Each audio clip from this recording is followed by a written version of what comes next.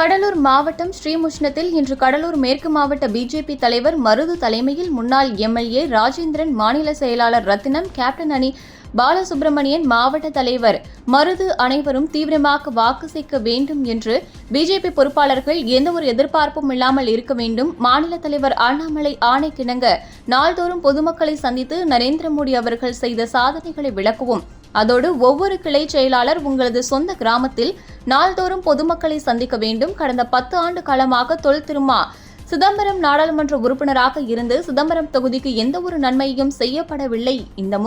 இந்த முறை நமது வேட்பாளர் கார்த்தி ஆழனியை பெருவாரியான வாக்கு வித்தியாசத்தில் வெற்றி பெற செய்ய வேண்டும். அதோடு வர இருக்கும் நாடாளுமன்ற தேர்தலுக்கு விடுதலை சிறுத்தை கட்சியினர் அண்ணாமலையை மிகப்பெரிய தலைவராக வருவதற்கு விரும்புகிறார்கள்.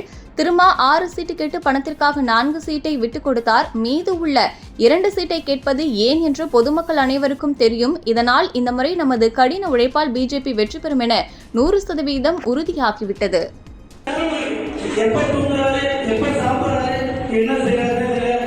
உழைப்பு எதுக்குன்னா இந்த 30